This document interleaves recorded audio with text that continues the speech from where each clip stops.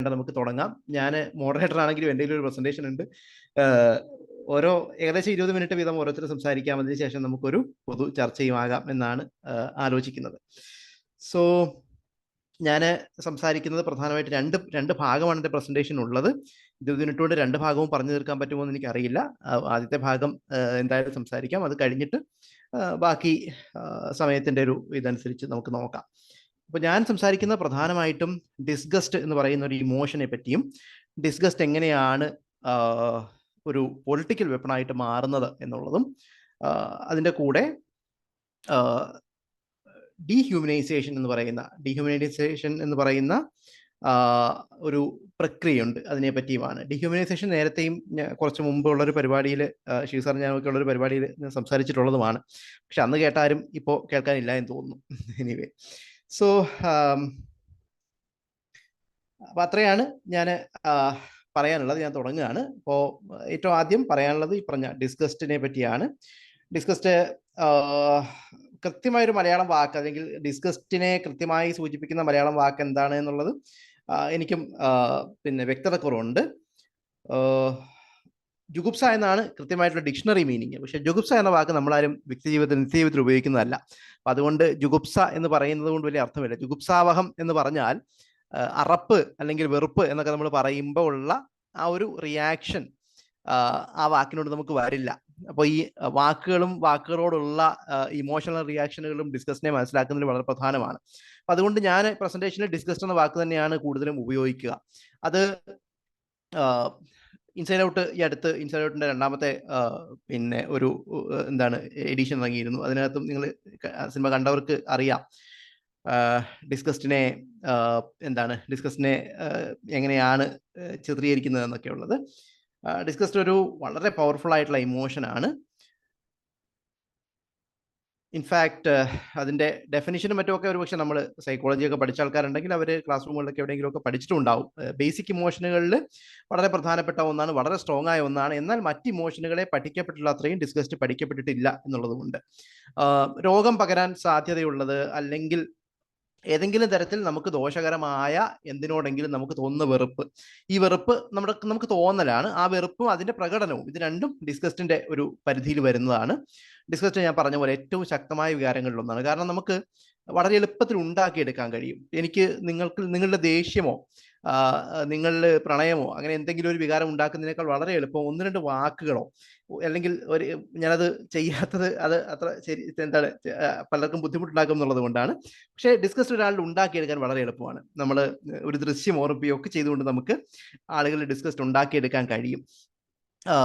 അങ്ങനെ എളുപ്പം ഉണ്ടാക്കിയെടുക്കാവുന്ന എന്നാൽ വളരെ ശക്തമായ ഒരു വികാരമാണ്. മറ്റു പല വികാരങ്ങളെ അപേക്ഷിച്ച് ഡിസ്കസ്റ്റിന് ശാരീരികമായിട്ടുള്ള ബയോളജിക്കലായിട്ടുള്ള കണക്ഷൻസ് ഉണ്ട് താനും. കാരണം ഡിസ്കസ്റ്റ് പലപ്പോഴും നമ്മൾ ശാരീരികമായിട്ടാണ് നമ്മൾ പ്രകടിപ്പിക്കുന്നത്. നമുക്ക് ഈ ഗാഗിങ് റിഫ്ലെക്സ്, നമുക്ക് ഓക്കാനം വരിക എന്നൊക്കെ പറയുന്നത് ഡിസ്കസ്റ്റിന്റെ വളരെ ഡയറക്റ്റ് ആയിട്ടുള്ള ഒരു ഫിസിക്കൽ മാനിഫെസ്റ്റേഷൻ ആണ്. അങ്ങനെയൊക്കെ ആവുമ്പോൾ പോലും കൾച്ചറലി കൺസ്ട്രക്റ്റഡ് കൂടിയാണ് ഡിസ്കസ്റ്റ് എന്ന് പറയുന്നത്. അതായത് ഓരോ സമൂഹത്തിലും ഡിസ്കസ്റ്റ് ഉണ്ടാക്കുന്ന കാര്യങ്ങൾ വ്യത്യസ്തമായിരിക്കും. ഇപ്പൊ ചൈനയിലോ ഇന്ത്യയുടെ പല ഭാഗത്തോ ലോകത്തിന്റെ പല ഭാഗത്തും ഭക്ഷണമായിട്ട് ഉപയോഗിക്കുന്ന, കൊറിയയിലും ഒക്കെ ഭക്ഷണമായിട്ട് ഉപയോഗിക്കുന്ന പല സാധനങ്ങളും ഒരു മലയാളിക്ക് ഡിസ്കസ്റ്റ് ഉണ്ടാക്കുന്നതാണ്. മലയാളി ഭക്ഷണമാക്കുന്ന പല സാധനങ്ങളും ഇന്ത്യയുടെ മറ്റു പല ഭാഗത്തുള്ള ആളുകൾക്ക് ചിലപ്പോൾ ഡിസ്കസ്റ്റ് ഉണ്ടാക്കുന്നതായിരിക്കും. ഈ ഡിസ്കസ്റ്റ് അങ്ങനെ എല്ലാ കാര്യങ്ങളോടും യൂണിവേഴ്സലി അല്ല നമുക്ക് ഡിസ്കസ്റ്റ് ഉണ്ടാവുന്നത് എന്നുള്ളതാണ്. ഡിസ്കസ്റ്റ് എന്തിനോടൊക്കെ നമുക്ക് തോന്നുന്നു എന്നുള്ളതിന് വളരെ കൃത്യമായിട്ടുള്ള കൾച്ചറൽ ഫാക്ടേഴ്സ് ഉണ്ട്. ചരിത്രപരമായിട്ടുള്ള കൾച്ചറൽ ആയിട്ടുള്ള ഫാക്ടേഴ്സും കൂടിയിട്ടാണ് ഡിസ്കസ്റ്റിനെ ഉണ്ടാക്കിയെടുക്കുന്നത് എന്നുള്ളതാണ്. ഇതൊക്കെയും ഡിസ്കസ്റ്റിന്റെ പൊളിറ്റിക്കൽ യൂസേജിന്, ഡിസ്കസ്റ്റിനെ ഒരു ഹെയ്റ്റിന്റെ വെപ്പണായിട്ട്, പൊളിറ്റിക്കൽ വെപ്പണായിട്ട് ഉപയോഗിക്കുന്നതിൽ വളരെ പ്രധാനപ്പെട്ട പങ്ക് വഹിക്കുന്നുമുണ്ട്.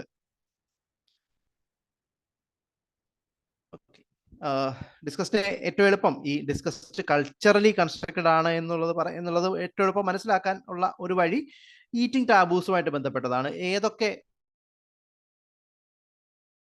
ഈ ഭക്ഷണം കഴിക്കുന്ന ആളുകളെ തന്നെ ഏതെങ്കിലും തരത്തിൽ മോശം ആളുകളായിട്ട് കരുതുന്നു എന്നൊക്കെ ഉള്ളതാണ് ഈ ഡിസ്കസ്റ്റിന്റെ കൾച്ചറൽ കൺസ്ട്രക്ഷനെ എളുപ്പം മനസ്സിലാക്കാനുള്ള ഒരു വഴി. അതൊക്കെ അറിയാം. ഡിസ്കസ്റ്റിന് പലതരത്തിലുള്ള ടൈപ്പോളജി സജസ്റ്റ് ചെയ്യപ്പെട്ടിട്ടുണ്ട്. പക്ഷേ ഞാൻ നേരത്തെ പറഞ്ഞ പോലെ ഡിസ്കസ്റ്റിനെ സംബന്ധിച്ചുള്ള റിസർച്ച് തന്നെ വളരെ കുറവാണ്. 80-കൾക്ക് ശേഷമാണ് ഡിസ്കസ്റ്റിന്റെ മേലെ എന്തെങ്കിലും കാര്യമായ സൈക്കോളജിക്കൽ റിസർച്ച് നടക്കുന്നത് തന്നെ. അപ്പോൾ ഈ ക്ലാസിഫിക്കേഷൻസ് ഒക്കെ കൂടുതൽ റിസർച്ച് വരുന്നതനുസരിച്ച് മാറാം എന്നുള്ളതാണ് ഞാൻ പറയാൻ വന്ന കാര്യം. ഡിസ്കസ്റ്റ് 3 തരത്തിലുണ്ട് എന്നുള്ളൊരു സജഷൻ മുന്നോട്ട് വയ്ക്കപ്പെട്ടിട്ടുണ്ട് ടൈബറിന്റെ. അത് പാത്തജൻ ഡിസ്ഗസ്റ്റ് അഥവാ രോഗവാഹികളായിട്ടുള്ള എന്തിനോടെങ്കിലും അല്ലെങ്കിൽ ഏതെങ്കിലും തരത്തിൽ രോഗമുണ്ടാക്കാൻ സാധ്യതയുള്ള എന്തിനോടെങ്കിലും തോന്നുന്ന അറപ്പിനെയാണ് പാത്തജൻ ഡിസ്ഗസ്റ്റ് എന്ന് വിളിക്കുന്നത്. സെക്ഷൽ ഡിസ്ഗസ്റ്റ് എന്ന് പറയുന്നത് ഏതെങ്കിലും തരത്തിലുള്ള സെക്ഷൽ ബിഹേവിയറുകളോടുള്ള പിന്നെ വെറുപ്പ് അല്ലെങ്കിൽ അവേർഷൻ ആണത് സെക്ഷൽ ഡിസ്ഗസ്റ്റ് ആവുന്നത്. ഹോമോസെക്ഷുവാലിറ്റിയോടൊക്കെയുള്ള എന്താണ് പല ആളുകളുടെയും വെറുപ്പിനെ വേണമെങ്കിൽ നമുക്ക് അതുമായിട്ട് ഒരു കൂട്ടിക്കെട്ടാവുന്നതാണ്. അതുപോലെ മോറൽ ഡിസ്ഗസ്റ്റ് ഉണ്ട്. അതായത് ഒരു സമൂഹം തെറ്റ് എന്ന് കരുതുന്ന ചില കാര്യങ്ങളോട് ഇത് ശരിയും തെറ്റും നമ്മൾ ഈ പറഞ്ഞ അഴിമതി അങ്ങനെയുള്ള പല സാധനങ്ങളുണ്ടല്ലോ. അപ്പോൾ ഓരോ സമൂഹവും ഓരോ അളവിലാണ് ഈ പറഞ്ഞ മോറൽ ഡിസ്കഷനെ കാണുന്നത്. ഇപ്പോൾ ഈ അടുത്ത് കഴിഞ്ഞ കുറച്ച് ദിവസമായിട്ട് കേരളത്തിലെ ഫേസ്ബുക്കിലും മറ്റ് ചില സോഷ്യൽ മീഡിയയിലും വളരെ കാര്യമായിട്ട് നടക്കുന്ന ഒരു ചർച്ചയാണ് PhD തീസിസ് എഴുതി കാശ് വാങ്ങിയിട്ട് PhD തീസിസ് എഴുതി കൊടുക്കുന്നതിനെ പറ്റി. കേരളത്തിന് പുറത്തൊക്കെയുള്ള ഇന്ത്യക്ക് പുറത്തുള്ള ചില ആൾക്കാർ വലിയ ഷോക്കോടെയാണ്, വലിയ ഞെട്ടലോടെയാണ് അങ്ങനത്തെ സംഭവത്തെ കാണുന്നത്. പക്ഷെ കേരളത്തിനകത്തൊക്കെയുള്ള ഇന്ത്യക്കകത്തൊക്കെയുള്ള പല ആൾക്കാരും അതിപ്പോൾ എന്താ എല്ലായിടത്തും നടക്കുന്നതല്ലേ എന്ന തരത്തിലാണ് എടുക്കുന്നത്.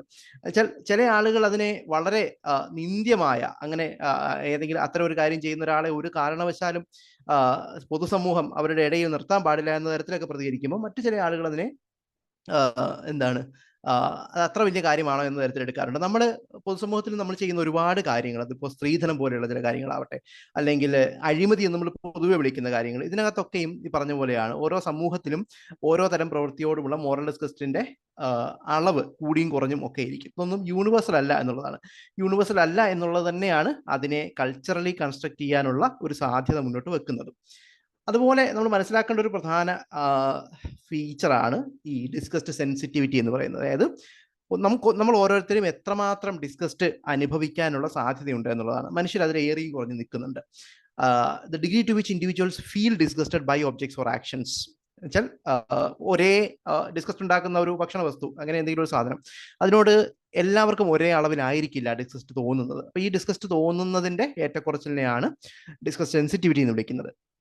ഈ ഡിസ്കസ് സെൻസിറ്റിവിറ്റി ആയിട്ട് ബന്ധപ്പെട്ടുള്ള പഠനങ്ങൾ പറയുന്നത് പൊളിറ്റിക്കൽ ലീനിങ്ങും ഡിസ്കസ് സെൻസിറ്റീവ് ആയിട്ടൊരു ബന്ധമുണ്ട് എന്നുള്ളതാണ്.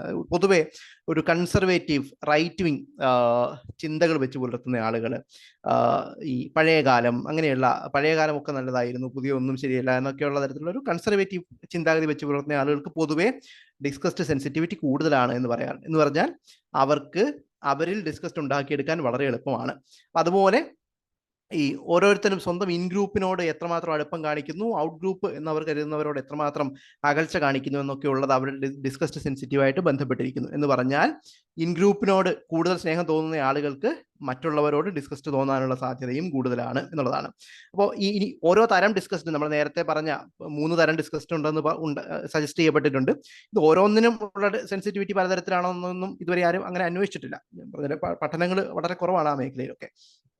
പക്ഷേ പൊതുവെ ഡിസ്കസ്ഡ് സെൻസിറ്റിവിറ്റി എന്നതിൽ ആളുകൾക്ക് ഏറ്റക്കുറച്ചിലുണ്ട് എന്നും പല ആളുകൾ പല അളവിലാണ് നിൽക്കുന്നത് എന്നുള്ള കാര്യം ഏകദേശം നമ്മൾ ഉറപ്പിച്ചിട്ടുള്ള കാര്യമാണ്. ക്ലിനിക്കൽ സൈക്കോളജിയും ഒക്കെ പഠിക്കുന്ന സൈക്കാട്രിക്ക് പഠിക്കുന്ന ആളുകളുണ്ടെങ്കിൽ അവർ ഈ ഡിസ്കസ്ഡ് സെൻസിറ്റിവിറ്റി ഒരുപക്ഷെ ഡിസ്കസ്ഡും ഒക്കെ പഠിച്ചിട്ടുണ്ടാവും. പഠിക്കുന്നത് മിക്കവാറും ഒരു സൈക്കോപത്തോളജിയിലെ ഒരു മേഖലയിലായിരിക്കും. OCD ഒക്കെ ചില പിന്നെ വകഭേദങ്ങളിലും ഒക്കെ പിന്നെ ഡിസ്കസ്ഡും ഒക്കെ വരാറുണ്ട്. അതിനുള്ള നമ്മൾ തെറാപ്പികളും അങ്ങനെ ഒക്കെ പലതും ചെയ്യാറുണ്ട്. പക്ഷേ അതിനൊക്കെ പുറത്ത് ഡിസ്കസ്ഡിനെ ഒരുപാട് സ്ഥലങ്ങളിൽ ഉപയോഗിക്കപ്പെടുന്നുണ്ട്. അപ്പോൾ ഇത് ഒരു വളരെ പുതിയ ചർച്ചയല്ല താനും. നിങ്ങൾ മാർത്താ നുസ്ബാമിനെ അറിയാവുന്നവർക്കറിയാം. മാർത്താ നുസ്ബാം ഡിസ്കസ്ഡിനെ പറ്റി പറഞ്ഞിട്ടുണ്ട്. അതായത് ഡിസ്കസ്ഡുമായിട്ട് ബന്ധപ്പെട്ട് നമ്മൾ നിരന്തരം മനസ്സിൽ നമ്മൾ കരുതി വെക്കുന്ന ചില കാര്യങ്ങളുണ്ട്. അതായത് ബാഡ് സ്മെല്ല്, അല്ലെങ്കിൽ ഈ വഴുവഴുക്കൽ. നമുക്ക് പാമ്പുകളോടുള്ള നമ്മുടെ പേടിയുടെ കൂടെ തന്നെ പാമ്പുകളോട് നമ്മൾ പലർക്കും ഡിസ്കസ്ഡ് ഉണ്ട്. അത് ആ ഒരു വഴുവഴുക്കലാണ്. അപ്പം ഇങ്ങനെ ഒട്ടിപ്പിടിക്കുന്നത്, ചീഞ്ഞിരിക്കുന്നത്, ഇങ്ങനെയുള്ള ഒരുപാട് പ്രോപ്പർട്ടികളെ, അത് പ്രകൃതിയിൽ ബയോളജിക്കലായി നമ്മൾ ചുറ്റും കാണുന്ന ഒരുപാട് പ്രോപ്പർട്ടികളെ നമ്മൾ ഒരു സമൂഹം ആരെയാണോ മാറ്റി നിർത്താൻ ശ്രമിക്കുന്നത് അവരിലേക്ക് നമ്മൾ ആരോപിക്കാറുണ്ട് എന്ന് പറയും. അത് ജൂതരെ പറ്റി ചെയ്തിട്ടുണ്ട്, സ്ത്രീകളെ പറ്റി ചെയ്തിട്ടുണ്ട്. ഇപ്പൊ ആർത്തവം ഒക്കെ വെച്ചിട്ട് സ്ത്രീ ശരീരം ഏതോ തരത്തിലുള്ള പിന്നെ എന്താണ് ഈ അശുദ്ധി എന്നൊക്കെ പറയുന്നത്, നമ്മൾ നിരന്തരം മലയാളികൾക്ക് ഒട്ടും പരിചിതമല്ലാത്ത വാക്കുകളല്ല ഇതൊന്നും. നമ്മൾ എത്രയോ കാലമായിട്ട് ആചരിച്ചിട്ടുള്ളതാണ്. ഈ അയിത്തം എന്നൊക്കെ പറയുന്നത് അടി അളന്നിട്ടാണ് മനുഷ്യർക്കിടയിലുള്ള ദൂരം നമ്മൾ അളന്നിരുന്നത്. മാത്രമല്ല ഏതെങ്കിലും തരത്തിലുള്ള ഫിസിക്കൽ കോണ്ടാക്റ്റോ ഇമാജിൻഡ് കോണ്ടാക്റ്റോ പോലും ആളുകൾ തമ്മിൽ ഉണ്ടാവാൻ സാധിക്കാത്ത തരത്തിൽ നമ്മളൊരു 1940 വരെയൊക്കെ എനിക്ക് തോന്നുന്നു, ഏതാനും തൊട്ട് ഒരു തലമുറ മുമ്പുള്ള സമയം വരെ കേരളത്തിൽ നമ്മൾ ആചരിച്ചിരുന്ന കാര്യങ്ങളാണ്. ഡിസ്കസിനെ നമ്മൾ വളരെ സിസ്റ്റമാറ്റിക് ആയിട്ട് നമ്മൾ ആചരിച്ചു പോകുന്ന ഒരു ജനത കൂടിയാണ് മലയാളികൾ. അപ്പോൾ ഇത് ഈ പറഞ്ഞ പോലെ മനുഷ്യരെ കൂട്ടമായിട്ട് മറ്റുള്ളവരിൽ നിന്ന് താഴ്ത്തി നിർത്താനോ അകറ്റി നിർത്താനോ ഒക്കെ ഉപയോഗിച്ചിട്ടുള്ള, അറിഞ്ഞുകൊണ്ടാണ് എന്നില്ല, പക്ഷേ വളരെ സിസ്റ്റമാറ്റിക് ആയിട്ട് ചരിത്രത്തിൽ തന്നെ നമ്മൾ ചെയ്തിട്ട് പോന്നിട്ടുള്ള ഒന്നാണ് ഈ ഡിസ്കസിന്റെ ഉപയോഗം എന്ന് പറയുന്നത്. വളരെ കുറച്ച് പഠനങ്ങൾ ഈ ഡിസ്കസ്ഡ് സെൻസിറ്റിവിറ്റി തുടങ്ങിയ കാര്യങ്ങളെ വെച്ചിട്ട് ഇന്ത്യക്കാരുടെ ഒരു ഗൈഡിങ് ഫിലോസഫി ആയിട്ടുള്ള ജാതിയെ വിശദീകരിക്കാൻ ശ്രമിച്ചിട്ടുണ്ട്. പക്ഷേ ആ വഴിക്ക് പഠനങ്ങൾ വളരെ കുറവാണ്. പക്ഷേ കാസ്റ്റിനെ ഡിസ്കസ്റ്റും ഒക്കെ ആയിട്ട് ചേർത്ത് വിശദീകരിക്കാൻ ശ്രമിക്കുന്ന പഠനങ്ങൾ ഒന്നോ രണ്ടോ എണ്ണേ ഉണ്ടാവുള്ളൂ. നമ്മൾ തീരെ പിന്നെ പഠിച്ചിട്ടില്ലാത്ത ഒരു കാര്യം കൂടിയാണ് എന്നുള്ളതുണ്ട്. ഞാൻ പ്രധാനമായിട്ട് മുന്നോട്ട് വെക്കുന്ന കാര്യം, ഈ ഡിസ്കസ്റ്റിനെ നമ്മൾ പൊളിറ്റിക്കൽ മെസ്സേജിങ്ങിൽ ഉപയോഗിക്കുക എന്നുള്ളത് ഈ അടുത്ത കാലത്ത് വളരെ സിസ്റ്റമാറ്റിക് ആയിട്ട് ലോകത്തിന്റെ പല ഭാഗത്തും ചെയ്തു വരുന്ന ഒരു കാര്യമാണ് എന്നുള്ളതാണ്. So if people are disgusted by something, they are likely to think it is dirty, tainted, unnatural, or just wrong. And political rhetoric that excites disgust is a powerful tool that can be used to discredit or demonize an opponent or position. അതായത് നിങ്ങൾ എതിർക്കുന്ന നിങ്ങളുടെ ഒരു political ഒപ്പോണന്റിനെ അല്ലെങ്കിൽ ഒരു കൂട്ടം ആളുകളെ, നിങ്ങൾ സ്വയം നിങ്ങളുടെ എതിരാളി എന്ന് കരുതുന്ന ആളുകളെ, അവർക്ക് നേരെ വലിയൊരു കൂട്ടം ആളുകളിൽ നിങ്ങൾക്ക് ഏതെങ്കിലും തരത്തിലുള്ള ഡിസ്കസ്റ്റ് ഉണ്ടാക്കിയെടുക്കാൻ കഴിഞ്ഞാൽ അത് വളരെ എളുപ്പം അവരെ മാർജിനലൈസ് ചെയ്യുന്നതിനോ ഒക്കെയുള്ള ടൂളായിട്ട് ഉപയോഗിക്കാൻ കഴിയും എന്നുള്ളതാണ്. അതിലേറ്റവും പൊളിറ്റിക്കൽ മെസ്സേജിങ്ങിന്റെ ഏറ്റവും പ്രധാനമായിട്ട് നമ്മൾ ഉപയോഗിക്കപ്പെടുന്ന ഒന്ന് ഒരു ഇൻഫെക്ഷൻ, ഏതെങ്കിലും തരത്തിലുള്ള ഇൻഫെക്റ്റിംഗ് സ്വഭാവം, ഏതെങ്കിലും തരത്തിലുള്ള രോഗാതുര സ്വഭാവം നിങ്ങൾ ആരെയാണോ ശത്രുക്കളാക്കി നിർത്തുന്നത്, അതൊരു കൂട്ടം ജനതയാവാം, ഒരു പ്രത്യേക ഭാഗത്തുള്ള ആൾക്കാരെ ആവാം, ഒരു ഭാഷ സംസാരിക്കുന്നവരെ ആവാം, അവരെ ഏതെങ്കിലും തരത്തിൽ ഇത്തരത്തിലുള്ള ഒരു ഇൻഫെക്ഷൻ അല്ലെങ്കിൽ നമ്മളെ നശിപ്പിക്കാൻ പോകുന്ന എന്തെങ്കിലുമായിട്ട് സമീകരിക്കുക എന്നുള്ളതാണ് ഏറ്റവും എളുപ്പമുള്ള വഴി എന്നുള്ളതാണ്. അത് എവിടെയൊക്കെയാണ് നടക്കുന്നത് എന്നുള്ളത് നമുക്ക് കാണാം. അത് ഈ പറഞ്ഞ പോലെ ഇന്നും ഇന്നലെയും തുടങ്ങിയതല്ല.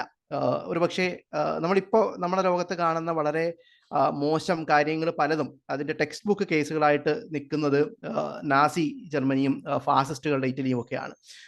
ഡിസ്കസ്റ്റിനെ അത്തരത്തിൽ കുട്ടികളുടെ പാഠപുസ്തകങ്ങളിൽ ജൂതന്മാർക്കെതിരെ ഡിസ്കസ് ഉണ്ടാക്കുന്ന തരത്തിലുള്ള ചിത്രങ്ങളും വർണ്ണനകളും ഒക്കെ ആയിട്ട് തുടങ്ങി വെച്ചത് നാസി ജർമ്മനിയിലെ കുട്ടികൾക്കുള്ള പുസ്തകങ്ങളിൽ, പാഠപുസ്തകങ്ങൾ പോലെ കുട്ടികൾക്ക് കൊടുത്തിരുന്ന പുസ്തകങ്ങളിൽ ആണ്.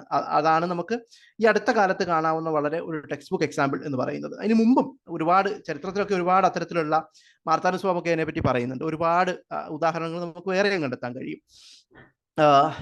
ഈ അടുത്ത കാലത്ത് കഴിഞ്ഞൊരു 10-15 വർഷത്തിനിടയ്ക്ക് വളരെ കാര്യമായിട്ട് പൊളിറ്റിക്കൽ പ്രൊപ്പഗാൻഡയിൽ പൊളിറ്റിക്കൽ ടൂളായിട്ട് ഡിസ്കഷനെ ഉപയോഗിക്കപ്പെട്ടിട്ടുണ്ട്. അത് ഏറ്റവും കൂടുതൽ അത് റെക്കോർഡ് ചെയ്യപ്പെട്ടുള്ളത് US-ലാണ്.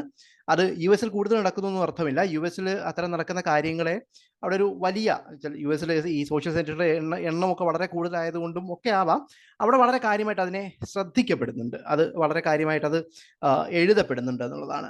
പക്ഷേ US-ൽ മാത്രമൊന്നുമല്ല. അപ്പോൾ ഈ ഡിസ്കഷനെ സംബന്ധിക്കുന്ന വേറൊരു കണ്ടെത്തലുള്ളത് എന്താണെന്ന് വെച്ചാൽ, ആളുകളെ നിങ്ങൾ കുറച്ചൊന്ന് പേടിപ്പിച്ചാൽ, നിങ്ങൾ ആളുകൾക്ക് ഏതെങ്കിലും തരത്തിലുള്ള ഒരു ആശങ്ക ഉണ്ടാക്കിയെടുക്കുന്ന ഒരു അന്തരീക്ഷം ഉണ്ടാക്കി കഴിഞ്ഞാൽ സാധാരണഗതിയിൽ അധികം ഡിസ്കസ്റ്റിന് പ്രോണല്ലാത്ത, ഡിസ്കസ് സെൻസിറ്റിവിറ്റി കുറവുള്ള ആൾക്കാരെ പോലും നിങ്ങൾക്ക് കൂടുതൽ കൺസർവേറ്റീവ് ആക്കുകയും അത്തരത്തിൽ ഡിസ്കസ്റ്റ് അവരിൽ ഉണ്ടാക്കിയെടുക്കാനും കഴിയും എന്നുള്ളതാണ്. അതാണ് പലപ്പോഴും ഈ ഒരു മൈനോറിറ്റി മൂലം നമ്മൾ അല്ലെങ്കിൽ മഹാഭൂരിപക്ഷം ആളുകൾ അപകടത്തിലാണ് എന്നൊക്കെയുള്ള മെസ്സേജിങ് വരുന്നത്. ഇത്തരത്തിൽ ഈ ഭയം ഉണ്ടാക്കിയെടുത്താൽ, ഈ ഭയം പൊതുസമൂഹത്തിൽ നിലനിർത്താൻ കഴിഞ്ഞാൽ നിങ്ങൾക്ക് ഈ ആളുകളിൽ ആരെയാണോ നിങ്ങൾ ശത്രുക്കളാക്കുന്നത് അവർക്ക് ഇതിലൂടെ ഡിസ്കസ് ഉണ്ടാക്കിയെടുക്കാൻ കഴിയും എന്നുള്ളത് കൊണ്ട് കൂടിയാണ്. വോട്ടിംഗ് പ്രിഫറൻസുകളെ സ്വാധീനിക്കാൻ, ആളുകളുടെ വോട്ടിംഗ് പ്രിഫറൻസുകളെ സ്വാധീനിക്കാൻ എങ്ങനെയാണ് ഡിസ്കസ്റ്റിനെ ഒരു പൊളിറ്റിക്കൽ ടൂളായിട്ട് ഉപയോഗിക്കുന്നുള്ളതിനെ പറ്റിയും US-ൽ നിന്നും മറ്റുമൊക്കെ പഠനങ്ങൾ വന്നിട്ടുണ്ട്. ഇന്ത്യയിൽ അങ്ങനെ പഠനങ്ങൾ ഞാൻ അധികം കണ്ടിട്ടില്ല. എന്നാൽ ഇന്ത്യയിലെ രാഷ്ട്രീയ നേതാക്കൾ, വളരെ ദേശീയ തലത്തിലുള്ള രാഷ്ട്രീയ നേതാക്കൾ നിരന്തരം ഉപയോഗിച്ചിട്ടുള്ള ചില ഡിസ്കസ്ഡ് ഇവോക്കിംഗ് പ്രൊപ്പഗാൻഡ അല്ലെങ്കിൽ അത്തരത്തിലുള്ള പിന്നെ പ്രയോഗങ്ങളെ പറ്റി നമ്മൾ പലയിടത്തും സംസാരിച്ചിട്ടുണ്ട് ആളുകൾ. ഒന്ന്, ഈ ഇമിഗ്രൻസിനെ, അതായത് അഭയാർത്ഥികളായ മനുഷ്യരെ ചിതലുകളോട് അല്ലെങ്കിൽ അത്തരത്തിലുള്ള ഏതെങ്കിലും കീടങ്ങളോട് ഉപമിക്കുക എന്നുള്ളതാണ്. അത് ഇന്ത്യയിലെ നേതാക്കൾ ചെയ്തിട്ടുണ്ട്. ടുട്സികളെ, പിന്നെ റുവാണ്ടയിലെ കൂട്ടക്കൊലയുടെ കഥ അറിയാവുന്ന ആളുകൾക്ക് അറിയാം, ടുട്സികളെ 10 ലക്ഷത്തിനോ അധികം മറ്റോ ആളുകളെയാണ് കൊന്നൊടുക്കിയിട്ടുള്ളത്. അവിടെയും ഏകദേശം ഇതേ തരത്തിലുള്ള ഏതെങ്കിലും തന്നെ നേരത്തെ പറഞ്ഞു ഇൻഫെസ്റ്റേഷനുമായിട്ട് ബന്ധപ്പെട്ട ലേബലുകൾ കൊടുത്തിട്ട് ആളുകളെ മോശക്കാരാക്കാനുള്ള ശ്രമമാണ് അവിടെയൊക്കെ നടത്തിയിട്ടുള്ളത്. ഇത് നമ്മൾ നിരന്തരം കാണുന്നുണ്ട് എന്നുള്ളതാണ്. നമ്മൾ ഒരുപക്ഷെ കേരളത്തിലൊക്കെ നടക്കുന്ന മലയാളം സംസാരിക്കുന്ന ആളുകളുടെ ഇടയിൽ, കേരളത്തിൽ മാത്രമൊന്നല്ല, മലയാളികളുള്ള ലോകത്തെ മലയാളികൾ മലയാളത്തിൽ പരസ്പരം സംസാരിക്കുന്ന എല്ലാ പ്ലാറ്റ്ഫോമുകളിലും ഇത്തരത്തിലുള്ള ഡിസ്കസ്റ്റീവ് വോക്കിംഗ് ആയിട്ടുള്ള മെസ്സേജിങ് നമുക്ക് പലപ്പോഴും കാണാൻ കഴിയും എന്നുള്ളതാണ്. ശ്രദ്ധിച്ചു നോക്കിയാൽ നമുക്ക് മനസ്സിലാവും. ഇതൊന്നും അത്ര നിഷ്കളങ്കമല്ല എന്നുള്ളതാണ് എൻ്റെ ഒരു പ്രധാനപ്പെട്ട പോയിന്റ്. ഈ അടുത്ത് ഡിസ്കസ്റ്റിനെ വളരെ വെപ്പണൈസ് ചെയ്തിട്ടുള്ള മറ്റൊരു എക്സാമ്പിൾ നമുക്കറിയാവുന്നത് റോഹിംഗ്യ മുസ്ലിങ്ങളെ കൂട്ടക്കൊല ചെയ്ത മ്യാൻമാറിലെ സംഭവമാണ്. അവിടെ വർഷങ്ങളോളം നീണ്ടു നിന്ന ഇതേ ഡിസ്കസ്ഡ് ബേസ്ഡ് പൊളിറ്റിക്സ് അല്ലെങ്കിൽ മെസ്സേജിങ് വഴി റോഹിംഗ്യ മുസ്ലിങ്ങൾ സാധാരണ മനുഷ്യരെ പോലെ മനുഷ്യാവകാശങ്ങൾ അർഹിക്കുന്നവരല്ല എന്നും നമ്മൾ ശ്രദ്ധിക്കേണ്ട ഒരു കാര്യം, അവിടെയൊക്കെയും ഈ റോഹിംഗ്യ, ഇന്ത്യയിലെ വലതുപക്ഷ രാഷ്ട്രീയ നേതാക്കളായിക്കോട്ടെ, പിന്നെ ഹൂട്ടു ടുട്സി അവിടെ ടുട്സികളുടെ വംശഹത്യയുടെ സമയത്തായിക്കോട്ടെ, റോഹിംഗ്യൻ മുസ്ലിങ്ങളുടെ കാര്യത്തിലായിക്കോട്ടെ, ഇവിടെയൊക്കെ ഏതാണ്ട് ഒരേ ഉപമകളാണ് ഈ മനുഷ്യരെ പറ്റി പറയാൻ ഉപയോഗിച്ചിട്ടുള്ളത് എന്നുള്ളതാണ്. അത് കൃത്യമായിട്ട് അതിന് ലോങ് ടേമിൽ ലാർജ് സ്കെയിലുള്ള എഫക്റ്റുകൾ ഉണ്ടാകുമെന്ന് അറിഞ്ഞുകൊണ്ട് തന്നെയാണ്. ഇത് മനുഷ്യരെ പറ്റി മാത്രമല്ല, മനുഷ്യരെ കൂട്ടമായിട്ട് മാത്രമല്ല, ഒറ്റയൊറ്റ വ്യക്തികളായിട്ടും നമ്മൾ ഈ സ്ലഡ് ഷേമിങ് എന്ന് പറയുന്നത് അതേപോലെ തന്നെ ഉള്ള ഒരു ഡിസ്കസ്റ്റീവ് വോക്കിംഗ് മെസ്സേജാണ്, പൊളിറ്റിക്കൽ മെസ്സേജിങ് തന്നെയാണ്. ഇതൊക്കെ ഒരു പാക്കേജാണ്. ഇപ്പോൾ ഇതിലൊന്ന് ചെയ്യുന്ന ഒരു കൂട്ടം ആളുകൾ മറ്റു കാര്യങ്ങളും ചെയ്യാനുള്ള സാധ്യത വളരെ കൂടുതലാണ്. ഇത്രയൊക്കെയാണ് ഡിസ്കസ്റ്റിന്റെ പൊളിറ്റിക്കൽ യൂസേജിനെ പറ്റി എനിക്ക് പറയാനുള്ളത്. ഇൻഫാക്ട് എൻ്റെ മൊത്തം പ്രസന്റേഷൻ 3 ആയിട്ടുള്ളൂ. മോറൽ ഡിസെൻഗേജ്മെന്റിനെ പറ്റി നമുക്ക് പിന്നീട് ഡിസ്കഷനകത്ത് വരുമ്പോൾ സംസാരിക്കാൻ കഴിയുമെങ്കിൽ സംസാരിക്കാം എന്ന് തോന്നുന്നു. ഞാൻ ഷിജു സാറിനെ ക്ഷണിക്കുകയാണ്. ഞാൻ എൻ്റെ പ്രസന്റേഷൻ ജസ്റ്റ് അവിടെ അവസാനിപ്പിക്കുകയാണ്.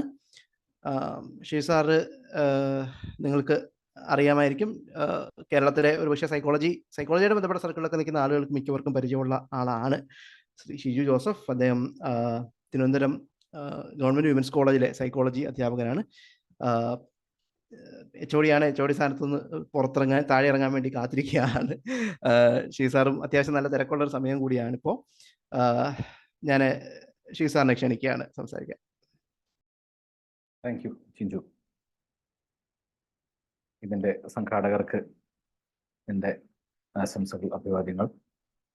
ഞാൻ പറയുന്നത് കേൾക്കാമോ? കേൾക്കാം.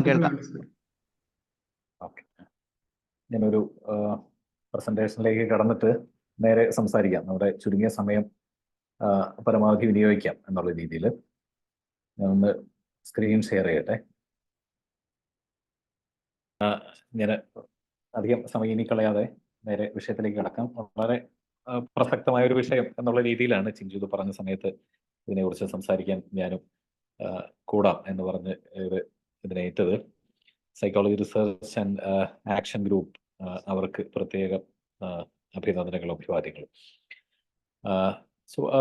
ഞാനിതിൽ ഇതിൻ്റെ ഒരു പറയാൻ ഉദ്ദേശിക്കുന്നതിൻ്റെ സമ്മറി ഇതാണ്. ആദ്യത്തെ സ്ലൈഡിൽ പറയുന്നത് പോലെ ഈ പോളറൈസേഷന് ഒരു സോഷ്യോ പൊളിറ്റിക്കൽ റീസൺസ് ഉണ്ട്. അതിനെ നമ്മൾ ഒന്നുകൂടെ ഇലാബറേറ്റ് ചെയ്യുകയാണെന്നുണ്ടെങ്കിൽ സോഷ്യൽ, എക്കണോമിക്, പൊളിറ്റിക്കൽ, ഹിസ്റ്റോറിക്കൽ എല്ലാമായിട്ടുള്ള കാരണങ്ങളുണ്ട്.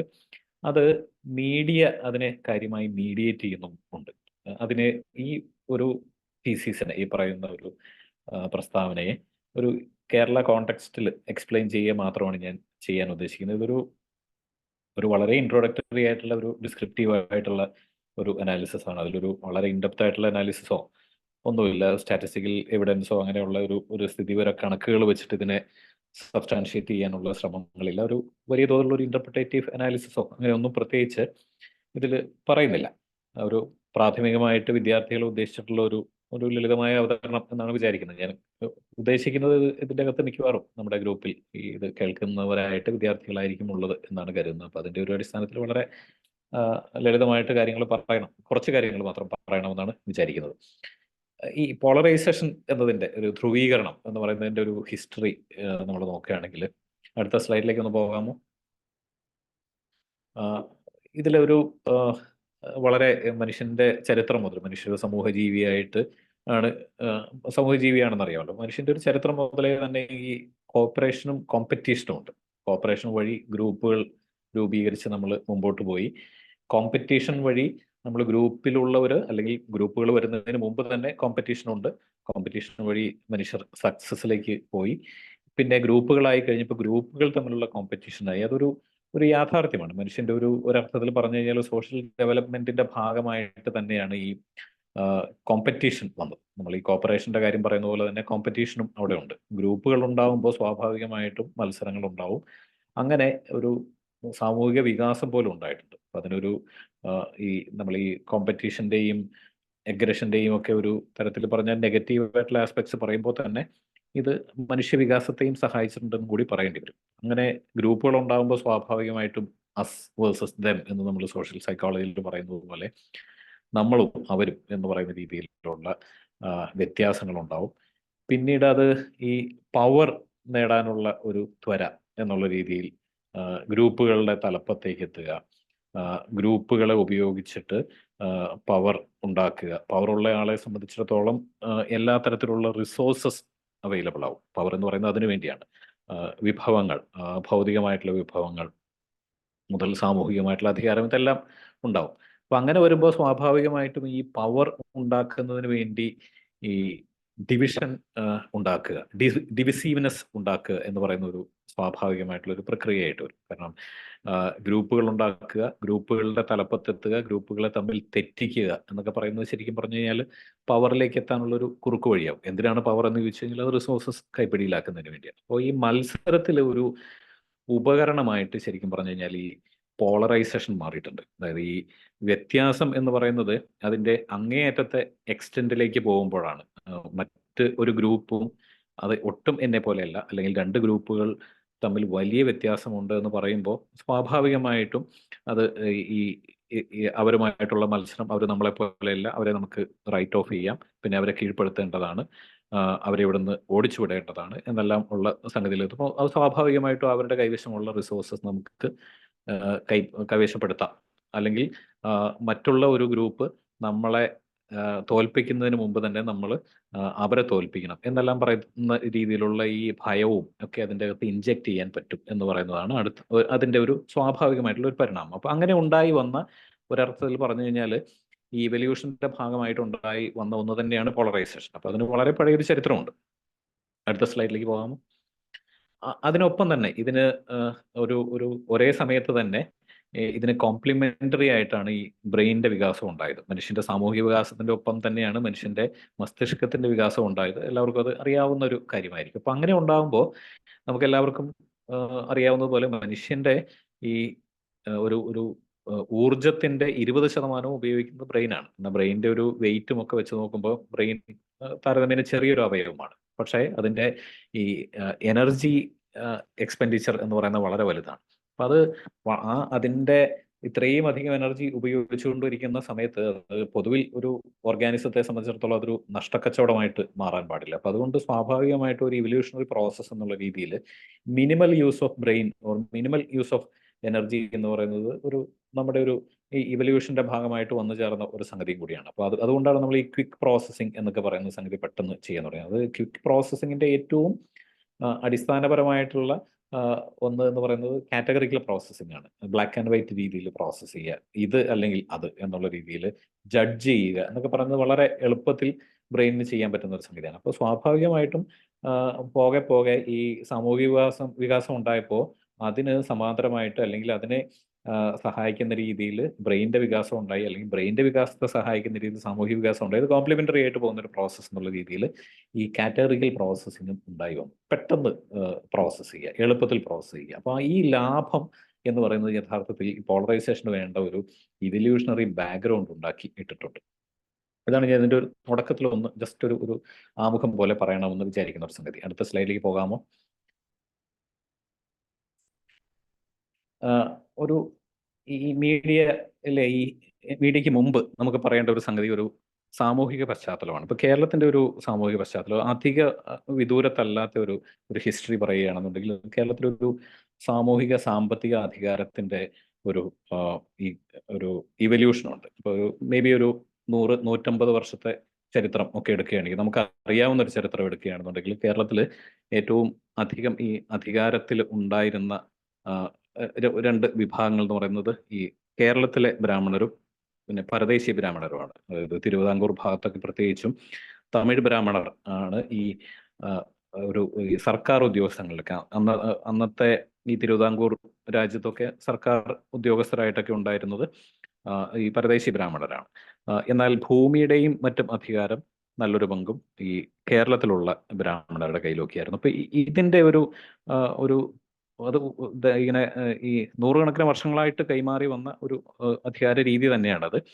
ഈ കേരളത്തിലൊക്കെ ഇപ്പോൾ ഈ തിരുവിതാംകൂറിലൊക്കെ ഈ രാഷ്ട്രീയ അധികാരത്തിന് വേണ്ടി പിന്നീട് കേരളീയരായ ആളുകൾ മുന്നിട്ടിറങ്ങിയതിൻ്റെയൊക്കെ ഭാഗമായിട്ട് അതിന് മലയാളി മെമ്മോറിയൽ എന്നെല്ലാം പറഞ്ഞിട്ടുള്ള കാര്യങ്ങളുണ്ടായിരുന്നു, നിങ്ങൾക്ക് അറിയാമായിരിക്കും. അത് പിന്നീട് ഈ മലയാള ബ്രാഹ്മണർക്കുണ്ടായിരുന്ന ആ അധികാരം ഏതാണ്ട് അതേപോലെ തന്നെ നിൽക്കുകയും പിന്നീട് ഈ മലയാളി മെമ്മോറിയലും പിന്നെ അത്തരത്തിലുള്ള ഈ പ്രക്ഷോഭങ്ങളുടെയൊക്കെ ഭാഗമായിട്ടും പിന്നെ വിദ്യാഭ്യാസത്തിൻ്റെ ഭാഗമായിട്ടും ഒക്കെ സുറിയാനി ക്രിസ്ത്യാനികളും നായർ വിഭാഗവും ഇതിൻ്റെ അകത്തേക്ക് ഈ അധികാര ശ്രേണിയിലേക്ക് അധികം വൈകാതെ തന്നെ കടന്നു വന്നിട്ടുണ്ട്. അതിനുള്ളൊരു കൾച്ചറൽ ക്യാപിറ്റലും സാമ്പത്തിക പിന്തുണയും ഒക്കെ അവർക്ക് ഉണ്ടായിരുന്നു താനും. അപ്പോൾ ആ രീതിയിൽ വരികയും അതിനൊക്കെ ഒരുപാട് ശേഷം ഒരുപാട് കാലങ്ങൾ കഴിഞ്ഞിട്ടാണ് ഈ അയിത്താചരണത്തിൻ്റെയും മറ്റു പലതരത്തിലുള്ള പരാധീനതകളുടെയും ഒക്കെ ഭാഗമായിട്ട് മാറി നിന്നിരുന്ന അതർ ബാക്ക്വേർഡ് കാസ്റ്റ് പ്രത്യേകിച്ചും ഈഴവ സമുദായമൊക്കെ ഇങ്ങനത്തെ ഈ അധികാരത്തിൻ്റെ ഒരു ഭാഗത്തേക്ക് വരുന്നത് ഒരുപക്ഷെ ഒരുപാട് കാലം കഴിഞ്ഞിട്ടാണ്. അപ്പോൾ അതുപോലെ തന്നെയാണ് ഈ വിസിബിലിറ്റി എന്ന് പറയുന്ന ഒരു സംഗതി. അതായത് ഒരു സാംസ്കാരിക രംഗത്ത് വിസിബിലിറ്റി ഉണ്ടാവുക, ദൃശ്യത എന്ന് പറയുന്ന ഒരു സംഗതിയൊക്കെ പൊതുവിൽ മറ്റ് സമുദായങ്ങൾക്ക് കുറച്ച് കഴിഞ്ഞിട്ടാണ് ഉണ്ടായി വരുന്നത്. അതിൽ തന്നെ ഇസ്ലാം സമുദായത്തിന് മുസ്ലിങ്ങൾക്ക് ഒരുപക്ഷെ ഈ ദൃശ്യതയും ഒരു ഇക്കണോമിക് പവർ അതൊക്കെ ഉണ്ടായി വരുന്നത്, സോഷ്യൽ പവറൊക്കെ ഉണ്ടായി വരുന്നത് കുറച്ചുകൂടെ കഴിഞ്ഞിട്ടാണ് എന്ന് വേണമെങ്കിൽ പറയാം. അത് പ്രധാനമായിട്ടും പറയുകയാണെങ്കിൽ സാംസ്കാരികമായിട്ടുള്ള ദൃശ്യത ഉണ്ടായി വരുന്നത് വളരെ അധികം കഴിഞ്ഞിട്ടാണ്. അത് കഴിഞ്ഞ 2 ദശാബ്ദങ്ങളായിട്ട് 20 വർഷത്തോളമൊക്കെ ആയിട്ടാണ് ഇതിൻ്റെ അകത്തൊരു വളരെ കാര്യമായ ഒരു വ്യത്യാസം ഉണ്ടായത്. അതിനൊപ്പം തന്നെ ഇതിന് പാരലായിട്ട് സമൂഹത്തിൽ ഉണ്ടായിക്കൊണ്ടിരുന്ന മറ്റൊരു വ്യത്യാസം എന്ന് പറയുന്നത് ഇതിലെ ഈ 2 ലിംഗങ്ങളുടെ ഇടയിലുള്ള മെയിൽസിൻ്റെയും ഫീമെയിൽസിൻ്റെയും ഇടയിലുള്ള ഇതിൻ്റെ ഒരു ഡിസ്ട്രിബ്യൂഷനാണ്. ഇപ്പം ഞാനിപ്പോൾ ഒരു ഉദാഹരണം പറയുകയാണെന്നുണ്ടെങ്കിൽ ഈ 2 കാര്യങ്ങളെയും കൂടി എടുത്ത് പറയുകയാണെന്നുണ്ടെങ്കിൽ ഇപ്പോൾ നമ്മളിപ്പോൾ കൂടിയിരിക്കുന്നത് പോലെയുള്ള ഒരു ഗ്യാതറിങ് ഏതാണ്ട് ഒരു 70-80 പേരൊക്കെ വരുന്ന 70 പേരുണ്ട്. ഈ 70 പേര് ഒരു 15 വർഷങ്ങൾക്ക് മുമ്പായിരുന്നു സൈക്കോളജിയിലുള്ള ഇങ്ങനത്തെ ഒരു ഗ്രൂപ്പ് കൂടിയിരുന്നത് എങ്കിൽ അതിലുണ്ടായിരുന്ന കാസ്റ്റ് വൈസ് അല്ലെങ്കിൽ റിലീജിയൻ വൈസ് അതുമല്ലെങ്കിൽ ജെൻഡർ വൈസ് ഒക്കെ ആയിട്ടുള്ള പ്രൊപ്പോർഷൻ എങ്ങനെയായിരുന്നു എന്ന് ആലോചിച്ച് കഴിഞ്ഞാൽ നമുക്ക് വളരെ ഇൻട്രസ്റ്റിംഗ് ആയിട്ട് തോന്നും. ഇപ്പം ഞാനെന്താണ് ഈ കാസ്റ്റും റിലീജിയനൊക്കെ പറയുന്നതെന്ന് ആർക്കും സംശയം ഉണ്ടാവില്ല എന്ന് കരുതട്ടെ. കാരണം നമ്മുടെ വിഷയം തന്നെ അതാണ് എന്നുള്ളത് കൊണ്ട് അതിനെ ഡയറക്റ്റായിട്ട് പരാമർശിക്കാതെ പറ്റില്ല എന്നുള്ളതുകൊണ്ടാണ് ഈ കാര്യങ്ങൾ പറയുന്നത്. ഒരു പക്ഷേ ഒരു 15 വർഷങ്ങൾക്ക് മുമ്പായിരുന്നുവെങ്കിൽ ഇതിൻ്റെ അകത്തുള്ള മുസ്ലിം പോപ്പുലേഷൻ്റെ എണ്ണം വളരെ കുറവായിരുന്നേനെ. അതേപോലെ ഈ പുരുഷന്മാരുടെ എണ്ണം ഇപ്പോൾ ഉണ്ടായിരുന്നതിനേക്കാൾ കൂടുതലായേനെ. അതായത് പോകെ പോകെ പുരുഷന്മാരുടെ എണ്ണം സൈക്കോളജി എന്ന് പറയുന്ന ഒരു വിഷയത്തിൽ കുറഞ്ഞു വരികയും മുസ്ലിം വിഭാഗത്തിൻ്റെ എണ്ണം കൂടി വരികയും ചെയ്തിട്ടുണ്ട്. ഒരു 15 വർഷങ്ങൾക്ക് ഇടയിലുണ്ടായ വളരെ വലിയൊരു വ്യത്യാസമാണ് ഇത്. ഞാൻ സൈക്കോളജി ഉദാഹരണമായിട്ട് പറഞ്ഞു. സൈക്കോളജിയുടെ കാര്യത്തിൽ മാത്രമല്ല മറ്റ് ഇതുപോലുള്ള പല മേഖലകളിലും ഇത്തരത്തിലുള്ള വലിയ തോതിലുള്ള ഒരു വ്യത്യാസം ഉണ്ടായിട്ടുണ്ട്. അതിൽ ഞാൻ മുമ്പ് പറഞ്ഞ പോലെ ഈ ജെൻഡർ വൈസ് ആയിട്ടുള്ള ഒരു ഡിഫറൻസിൽ ഈ സിറിയൻ ക്രിസ്ത്യാനികൾ, അതായത് സവർണ്ണ ക്രിസ്ത്യാനികളുടെയും ഈഴവ സമുദായത്തിന്റെ ഇടയിൽ ഉണ്ടായൊരു വലിയ വ്യത്യാസം എന്ന് പറയുന്നത് ഈ വിദ്യാഭ്യാസവും അതേപോലെ തന്നെയുള്ള ഒരു സാമ്പത്തിക അധികാരവും പുരുഷന്മാരെ അപേക്ഷിച്ചിട്ട് സ്ത്രീകൾ കൂടുതൽ വേഗത്തിൽ കൈക്കലാക്കി എന്നുള്ളതാണ്. അപ്പോൾ അതിൽ സുറിയാനി ക്രിസ്ത്യാനികളുടെ കാര്യത്തിൽ പറയുകയാണെന്നുണ്ടെങ്കിൽ അവരുടെ ഒരു സ്ത്രീകളെ സംബന്ധിച്ചിടത്തോളം സാമ്പത്തിക അധികാരം കിട്ടുക, അതായത് മെച്ചപ്പെട്ട ജോലികൾ കിട്ടുക, അത്തരത്തിൽ സാമ്പത്തികമായി സ്വയം നിർണയം അവകാശം ഉണ്ടാവുക എന്നൊക്കെ പറയുന്നത് ഒരു കഴിഞ്ഞ ഒരു 20-30 വർഷങ്ങൾക്കുള്ളിൽ വളരെ കൂടി. അതിന്റെ ഒരു കാരണമായിട്ട് സോഷ്യോളജിസ്റ്റുകളെല്ലാം പറയുന്ന ഇക്കണോമിസ്റ്റുകളെല്ലാം പറയുന്ന ഒരു സംഗതി ഈ നഴ്സിംഗ് എന്ന് പറയുന്നൊരു പ്രൊഫഷന്റെ വലിയ തോതിലുള്ള ആക്സെപ്റ്റൻസ് ആണ് ഈ ക്രിസ്ത്യാനികളുടെ ഇടയിൽ. അത് പഠിച്ച പല ആളുകളും സ്ത്രീകൾ വിദേശ രാജ്യങ്ങളിൽ പോകുന്നു, അവർ ഈ കുടുംബത്തിലെ ഒരു പ്രധാനപ്പെട്ട അന്നദാതാക്കളായി മാറുന്നു, പുരുഷന്മാർ സാമ്പത്തികമായിട്ട് അവരെ അപേക്ഷിച്ചിട്ട് പിന്നോട്ട് പോകുന്നു. ഏതാണ്ട് സമാനമായിട്ടുള്ള ഒരു സംഗതി ഈ ഈഴവ സമുദായത്തിലും ഒരു പരിധി വരെ ഉണ്ടായിട്ടുണ്ട്.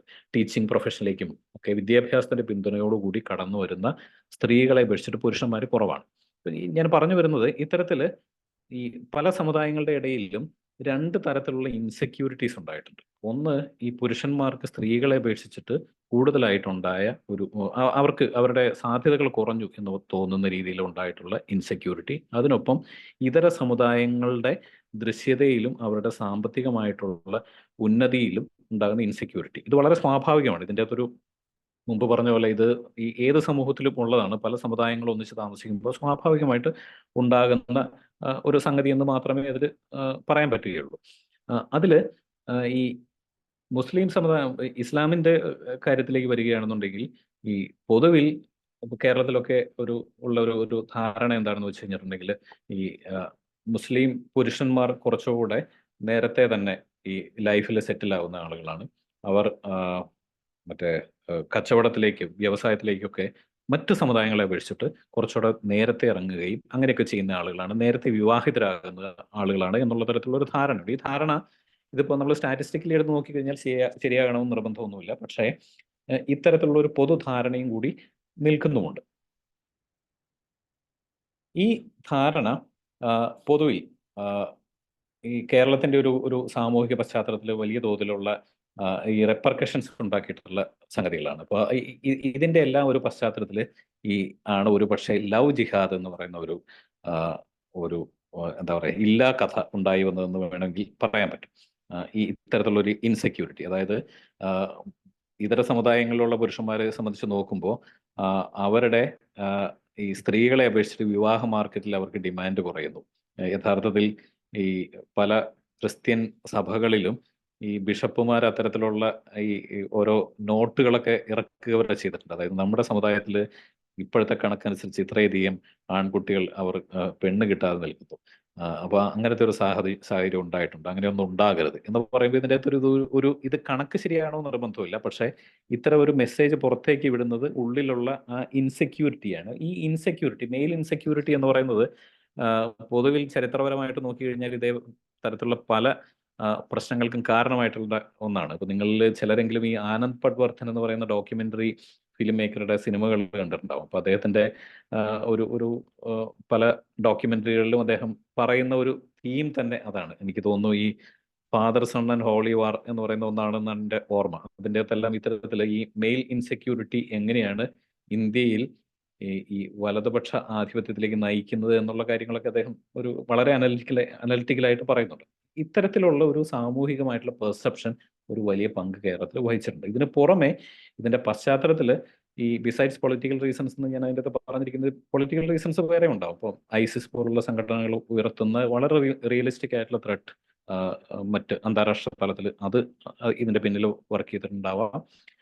അതേപോലെ സംഘപരിവാറിന്റെ വളരെ ആസൂത്രിതമായിട്ടുള്ള പ്രചാരണങ്ങൾ വർക്ക് ചെയ്തിട്ടുണ്ട്, പ്രത്യേകിച്ചും കഴിഞ്ഞ ഒരു 20-30 വർഷങ്ങളായിട്ട്. ഇനി സംഘപരിവാറിനെ പ്രീതിപ്പെടുത്താനുള്ള ചില സമുദായ പ്രമാണിമാരുടെ ശ്രമങ്ങൾ ഉണ്ടായിട്ടുണ്ട്. ഇതെല്ലാം യഥാർത്ഥത്തിൽ ഒരു രണ്ട് സമുദായങ്ങളിൽ നിന്നാണ് ഇതിൽ ഇത്തരത്തിലുള്ള ഒരു വിക്ടിം റിലേറ്റഡ് ആയിട്ടുള്ള ഈ ഫിയർ കോൾസ് ഉണ്ടായതെന്നുള്ളത് വളരെ ഇൻട്രസ്റ്റിംഗ് ആണ്. ആ രണ്ട് സമുദായങ്ങളിലും ഉണ്ടായി വന്നിട്ടുള്ള ഈ ജെൻഡർ ബാലൻസിനെ സംബന്ധിച്ചിട്ടുള്ള ചില ഇൻസെക്യൂരിറ്റീസ് ഇതിൻ്റെ അകത്ത് വളരെ കാര്യമായിട്ടുള്ള ഒരു പങ്ക് വഹിച്ചിട്ടുമുണ്ട്. പ്രത്യേകിച്ചും മൊത്തം കേരളത്തിലൊരു കണക്കെടുത്ത് നോക്കുകയാണെന്നുണ്ടെങ്കിൽ ഈ വിദ്യാഭ്യാസത്തിന്റെ കാര്യത്തിലൊക്കെ പുരുഷന്മാരെ അപേക്ഷിച്ചിട്ട് സ്ത്രീകൾ ഇപ്പോൾ ഈ ഉന്നത വിദ്യാഭ്യാസത്തിലൊക്കെ 70% സ്ത്രീകളുടെ എൻറോൾമെന്റ് എന്ന് പറയുന്നത്. എന്നാൽ 70% എന്ന് പറയുമ്പോൾ എൻറോൾ ചെയ്യപ്പെടുന്നവരിൽ 70% സ്ത്രീകളാണ്, 30% അതിൽ താഴെയോ പുരുഷന്മാരുള്ളൂ. ഇതെല്ലാം പൊതുവിലൊരു ഇൻസെക്യൂരിറ്റി ഉണ്ടാക്കിയിട്ടുണ്ട്. ആ ഇൻസെക്യൂരിറ്റി പൊതുവിൽ നമ്മൾ ഈ പറയുന്ന കേരളത്തിൻ്റെ ഒരു പശ്ചാത്തലത്തിൽ നോക്കുമ്പോൾ എല്ലാ തരത്തിലുള്ള പോളറൈസേഷന് ഉപോത്ബലകമായിട്ട് അതിന് കാരണമായിട്ട് നിൽക്കുന്ന ഒരു സംഗതിയാണ്. അതാണ് ഒരു പ്രധാനപ്പെട്ട ഒരു കാര്യം പറയാൻ ഉദ്ദേശിക്കുന്നത്. രണ്ടാമത്തെ കാര്യം മീഡിയയാണ്. അടുത്ത സ്ലൈഡിലേക്ക് പോകാമോ?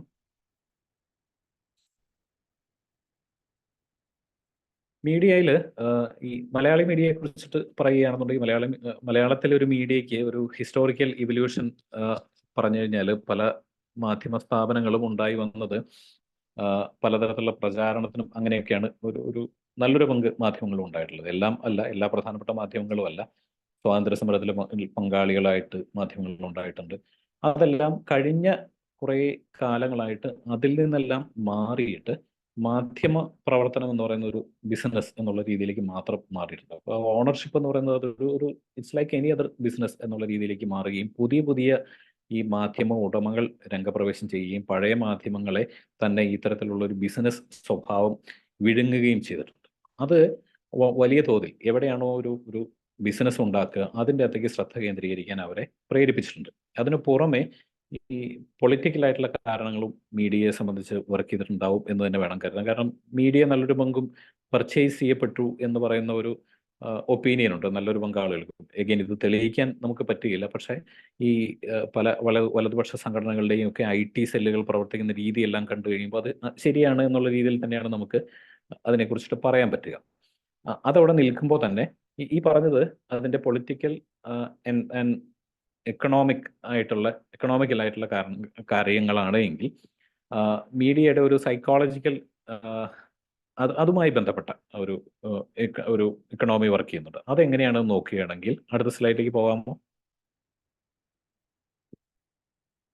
ഈ പോസ്റ്റ് ട്രൂത്ത് പീരീഡിൽ മീഡിയ വർക്ക് ചെയ്യുന്നത് ഏത് രീതിയിലാണെന്ന് നമുക്ക് അറിയാമായിരിക്കും. അപ്പോൾ അതിൻ്റെ അകത്തൊരു സത്യസന്ധമായിട്ട് കാര്യങ്ങൾ പറയുക എന്നുള്ളതല്ല മീഡിയയുടെ ഒരു ഇൻഫർമേഷൻ പ്രോസസ്സ് ചെയ്യുക, അത് ഷെയർ ചെയ്യുക എന്നുള്ളതല്ല മീഡിയ യഥാർത്ഥത്തിൽ ചെയ്യുന്നത്. പക്ഷേ പ്രത്യേകിച്ചും ഒരു ലേറ്റ് ക്യാപിറ്റലിസം എന്ന് നമ്മൾ പറയുന്ന ഇപ്പോഴത്തെ ഒരു ക്യാപിറ്റലിസത്തിൻ്റെ ഒരു അവസ്ഥയിൽ അറ്റൻഷൻ എക്കണോമി എന്ന് പറയുന്ന ഒരു സംഗതിയാണ് ഇതിനെല്ലാം നിർണ്ണയിക്കുന്നത്. അറ്റൻഷൻ എക്കണോമി യഥാർത്ഥത്തിൽ ഈ എന്താണ് മനുഷ്യരുടെ ശ്രദ്ധയെ ക്യാപ്ചർ ചെയ്യാൻ പറ്റുന്നത് അതിൻ്റെ അടിസ്ഥാനത്തിൽ ഒരു ഇക്കണോമി കെട്ടിപ്പടുക്കുകയാണ് ചെയ്യുന്നത്. അത് സോഷ്യൽ മീഡിയയാണ് അതിൻ്റെ ഒരു ആയുധം ആയിട്ട് വർക്ക് ചെയ്യുന്നത്.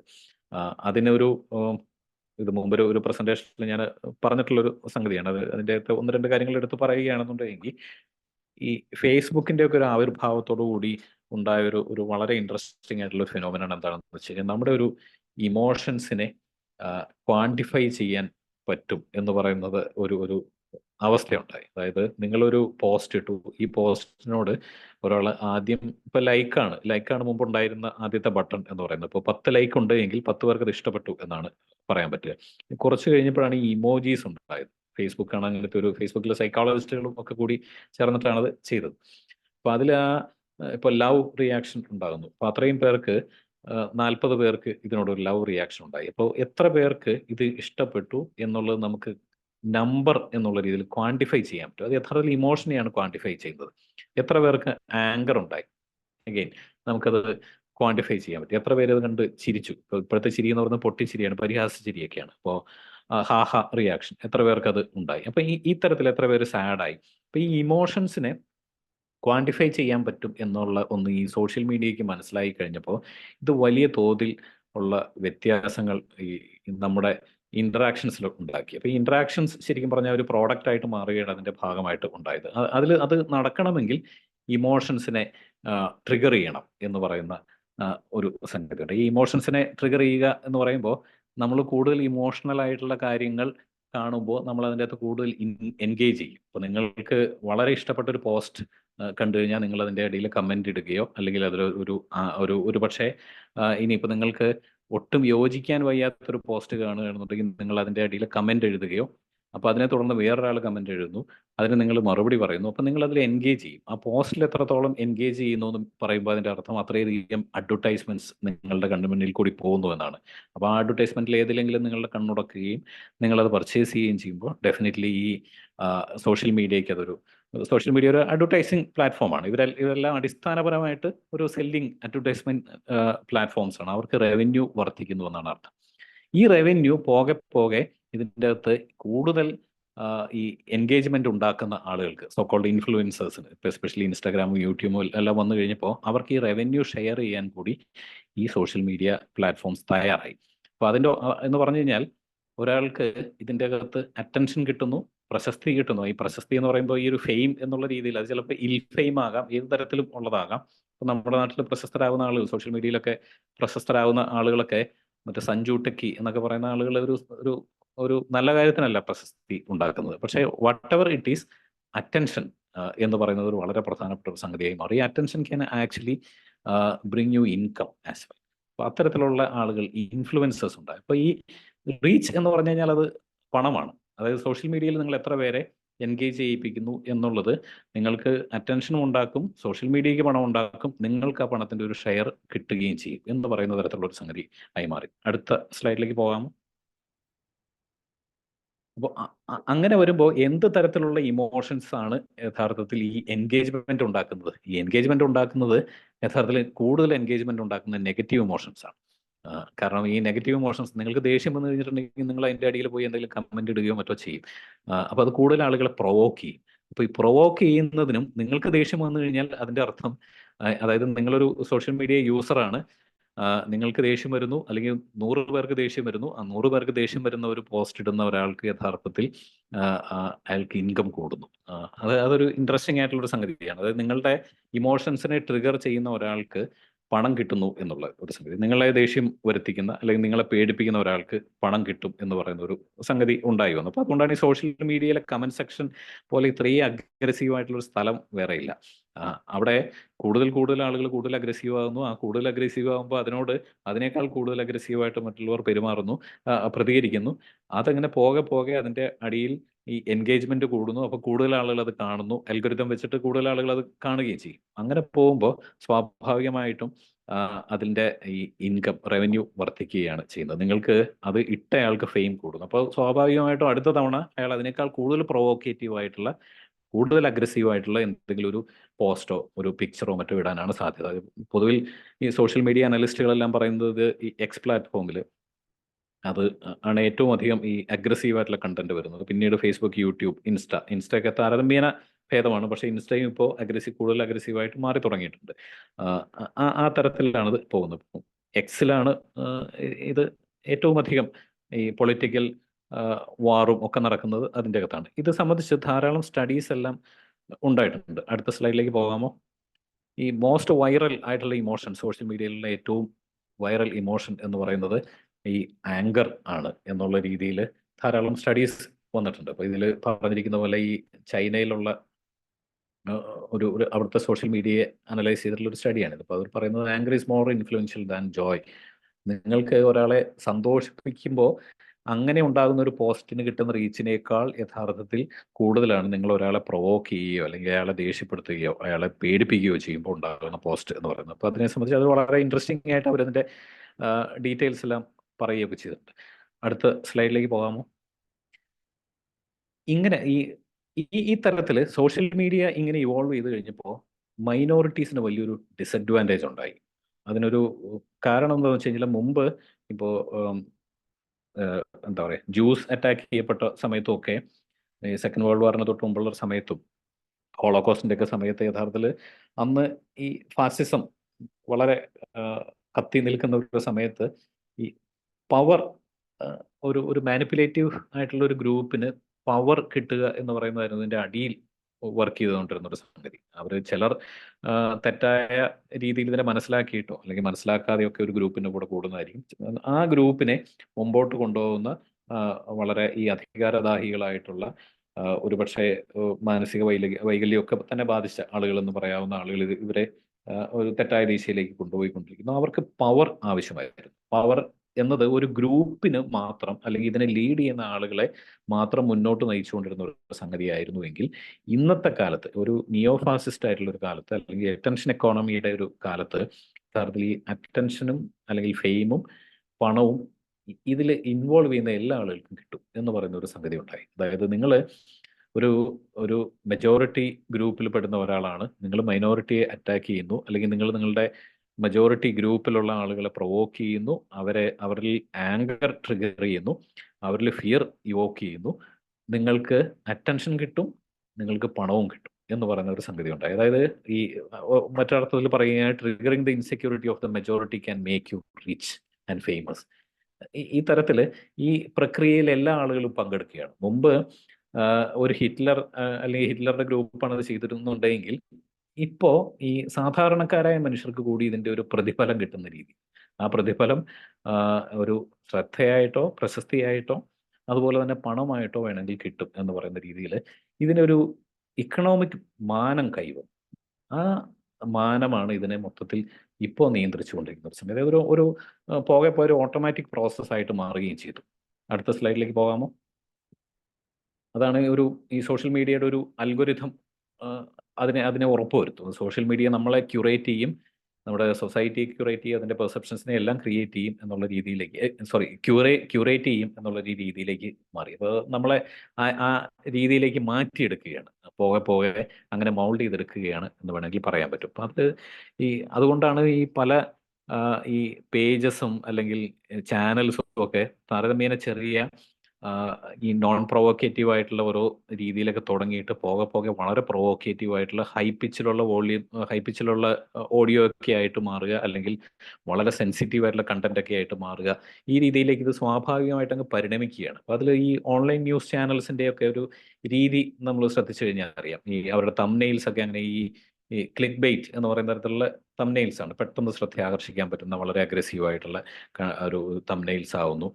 അതേപോലെ ഇപ്പം ഞാൻ ഇതിൻ്റെ അകത്ത് പറഞ്ഞിരിക്കുന്ന പോലെ ന്യൂ എത്തിക്സ് എന്ന് പറയുന്ന ഒരു ഗ്രൂപ്പ് ഉണ്ട്, ഈ നവനാസ്തികർ എന്ന് പറയുന്ന ലോകമെമ്പാടുമുള്ള ഗ്രൂപ്പാണ്, കേരളത്തിലൊക്കെ വളരെ ആക്റ്റീവാണ്. അവരുമെല്ലാം ആ രീതിയിൽ ഇവോൾവ് ചെയ്ത് വന്നതാണ്. അടുത്ത സ്ലൈഡിലേക്ക് പോകാമോ? അപ്പം അതിൻ്റെ ഒരു ഉദാഹരണമാണിത്. ഇത് ഇപ്പോൾ കേരളത്തിൽ വളരെ പോപ്പുലർ ആയിട്ടുള്ള ഒരു ഇത്തരത്തിൽ നവനാസ്തിക പ്രഭാഷകൻ, അദ്ദേഹത്തിൻ്റെ അല്ലെങ്കിൽ ആ വിഭാഗത്തിൻ്റെ ഒരു ചാനലിൽ വന്ന ഒരു വീഡിയോയുടെ അതൊരു പ്രഭാഷണമായിരുന്നു. അപ്പം അതിൻ്റെ ഒരു സ്ക്രീൻഷോട്ടാണിത്. അപ്പം അതിൻ്റെ അകത്ത് ഇടത് എന്നാൽ ഇസ്ലാം. അപ്പം ഇതിൻ്റെ അകത്ത് ഇസ്ലാമോ ലെഫ്റ്റ് ഓക്സിമോറോൺ. ഇതിൻ്റെ കാരണം ഇങ്ങനെ ഒന്ന് വരാനുള്ള ഒരു കാരണമായിട്ട് ഞാൻ മനസ്സിലാക്കുന്നത് ഈ എസൻസ് അല്ലെങ്കിൽ ന്യൂറോൺസ് ഈ ഗ്രൂപ്പ് യഥാർത്ഥത്തിൽ ഈ പ്രൊവോക്കേറ്റീവ് ആയിട്ടുള്ള കണ്ടന്റ്സ് കുറേ നാളുകളായിട്ട് ചെയ്തുകൊണ്ടിരിക്കുകയാണ്. അപ്പോൾ അവരുടെ ആദ്യകാല പ്രൊവോക്കേഷൻസ് എന്നെല്ലാം പറയുന്നത് മതം ആയിരുന്നു. അപ്പം മതം കുറച്ച് കഴിയുമ്പോൾ മതത്തെ അറ്റാക്ക് ചെയ്യുന്നതിൻ്റെ ആ പ്രൊവോക്കേറ്റീവ് കപ്പാസിറ്റി കുറഞ്ഞു. കുറെ കഴിയുമ്പോൾ ആളുകൾക്ക് ഇത് സ്വാഭാവികമായിട്ടും മടുക്കുമല്ലോ. പിന്നെ ഗാന്ധി എന്ന് പറയുന്നത് ഇത്തരത്തിലൊരു ടാർഗറ്റായി മാറി. അപ്പോൾ ഗാന്ധിയെ ക്രിട്ടിസൈസ് ചെയ്യുക, അതിൻ്റെയും ഒരു പ്രൊവോക്കേറ്റീവ് വാല്യൂ കുറഞ്ഞപ്പോൾ കേരളത്തെ പോലുള്ളൊരു സ്ഥലത്ത് യഥാർത്ഥത്തിൽ ടാർഗറ്റ് ചെയ്യാൻ പറ്റുന്ന രണ്ട് വിഭാഗങ്ങൾ എന്ന് പറയുന്നത് ലെഫ്റ്റും ഇസ്ലാമുമാണ്.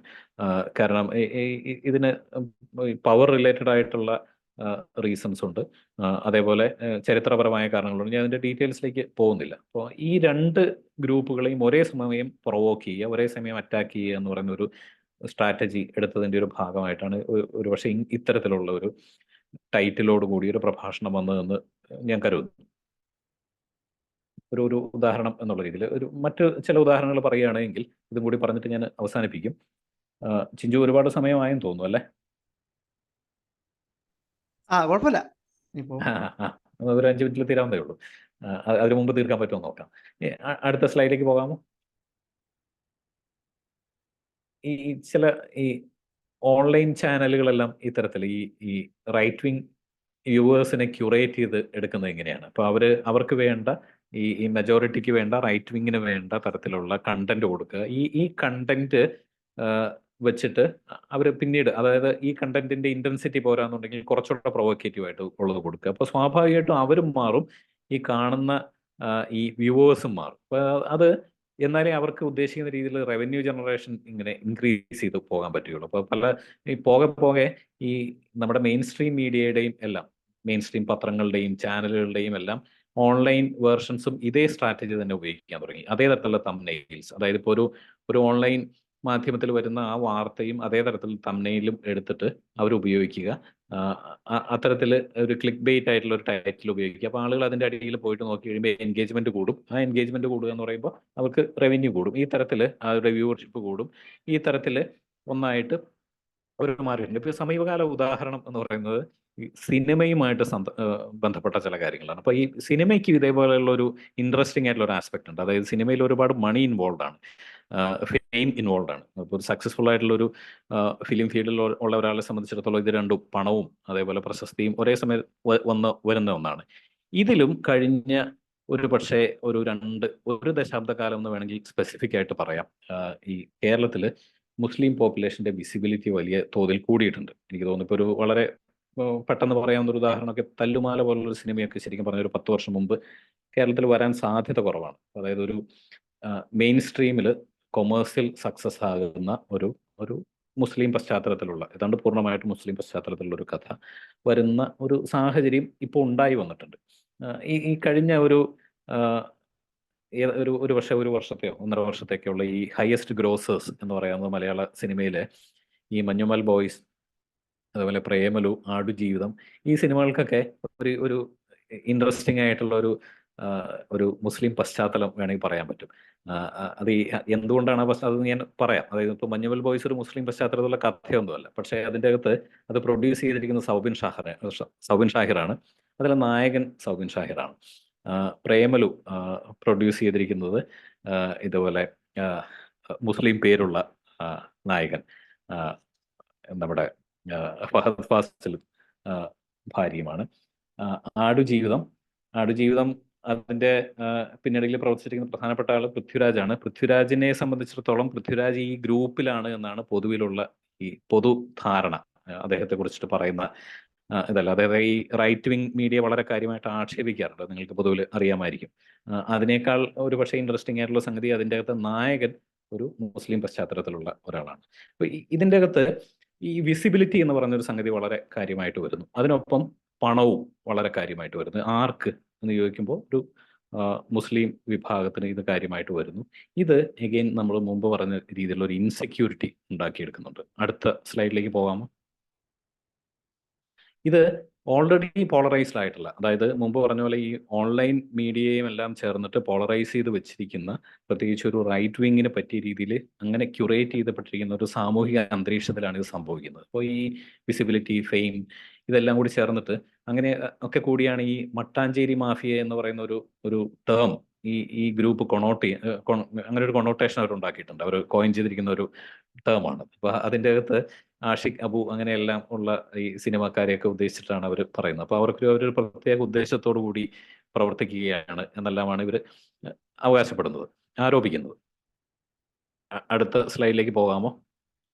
ഈ മറ്റൊരു ക്യൂരിയസ് കേസ് എന്ന് പറയുന്നത് ഈ നിമിഷ സജയൻ എന്ന് പറയുന്ന നടിയുടെ ഈ അടുത്ത കാലത്ത് ഇവര് കാര്യമായി ഒരു സൈബർ ബുള്ളിങ്ങിന് വിധേയയാക്കപ്പെട്ട ഒരാളാണ്. ഇത് സംഭവിച്ചത് ഈ പറയുന്ന ഈ കഴിഞ്ഞ പാർലമെന്റ് ഇലക്ഷനിൽ സുരേഷ് ഗോപി വിജയിച്ചതോടുകൂടി ഇവർ മുമ്പ് ആ പശ്ചാത്തലത്തിൽ സുരേഷ് ഗോപിയുടെ ഇതിനു മുമ്പത്തെ ഒരു ഇലക്ഷന്റെ പശ്ചാത്തലത്തിൽ സംസാരിച്ച ഒരു വീഡിയോ വളരെ പെട്ടെന്ന് റൈറ്റ് വിങ് ഹാൻഡിൽസിലെല്ലാം വളരെ പോപ്പുലറായി. അവർ വീണ്ടും അതെല്ലാം പോസ്റ്റ് ചെയ്തു. അതിൻ്റെ അകത്ത് നിമിഷ സജയൻ പറയുന്നത് തൃശ്ശൂർ ചോദിച്ചിട്ട് കൊടുത്തില്ല, പിന്നെയല്ലേ നമ്മൾ കേരളം കൊടുക്കുന്നത് എന്നവർ പറഞ്ഞു.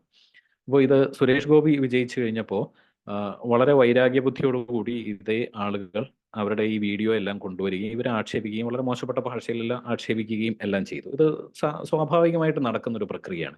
പക്ഷെ എൻ്റെ ഒരു ഇൻട്രസ്റ്റിംഗ് ആയിട്ടുള്ള ഒരു പോയിന്റ് എന്താണെന്ന് വെച്ച് കഴിഞ്ഞാൽ, ഇത് ആ ദിവസങ്ങളിൽ ഈ മനോരമയുടെ ഇത് മുഖ്യധാര മാധ്യമമാണ്, ഓൺലൈൻ മാധ്യമമല്ല. അവരുടെ ഓൺലൈൻ പേജസിൽ വന്ന 2 വാർത്തകളാണ്. അപ്പോൾ അതിലെ ഒന്നാമത്തെ വാർത്ത ഇതാണ്. ഈ നിമിഷ സജയന്റെ സോഷ്യൽ മീഡിയയിൽ അവരുടെ ഏതോ ആ സമയത്തൊക്കെ ഉണ്ടായിരുന്ന 2 പോസ്റ്റുകൾ വെച്ചിട്ടാണ്. അതിന്റെ ഒരെണ്ണത്തിന്റെ ടൈറ്റിൽ ഇതാണ്: ചുവപ്പ് സാരിയിൽ ആത്മവിശ്വാസത്തോടെ നിമിഷ സജയൻ, ചിത്രങ്ങൾ പങ്കുവച്ച താരം. രണ്ടാമത്തത് പച്ചയുടെ പൊലിമയും അങ്ങനെ എല്ലാം പറഞ്ഞിട്ട്. അപ്പൊ അത് നിമിഷ സജയൻ. അപ്പോൾ അതിൽ ഒരെണ്ണത്തിൽ അത് നോക്കിക്കഴിഞ്ഞാൽ തന്നെ അറിയാം, ഏറ്റവും അടിയിൽ ഈ ഹാഹ ഇമോജി, അതായത് ഈ പരിഹാസ ചിരിയുടെ, അതാണ് അതിൻ്റെ അകത്ത് ഏറ്റവും കൂടുതലായിട്ട് കാണുന്നത്. ഇത് യഥാർത്ഥത്തിൽ ഒരു ഡോഗ് വിസ്ലിംഗ് ആണ്. അതായത് നിമിഷ സജയനെ അവൻ്റെ ഒരു പോസ്റ്റ്, അവരെ പരാമർശിക്കുന്ന ഒരു പോസ്റ്റ് അവിടെ വന്നു കഴിഞ്ഞിട്ടുണ്ടെങ്കിൽ സ്വാഭാവികമായിട്ടും ഇതിൻ്റെ അകത്ത് വ്യൂവേഴ്സ് ഉണ്ടാവുമെന്നും അവർ കമൻറ്റ് ചെയ്യുമെന്നും, അവരുടെ കമൻറ്റ് എന്ന് പറയുന്നത് ഇത്തരത്തിലുള്ള ഈ ഇമോഷൻ അറ്റാച്ച് ചെയ്തിട്ടുള്ള, അതായത് പരിഹാസം അറ്റാച്ച് ചെയ്തിട്ടുള്ള ഒന്നായിരിക്കും, അല്ലെങ്കിൽ ആങ്കർ അറ്റാച്ച് ചെയ്തിട്ടുള്ള ഒന്നായിരിക്കും.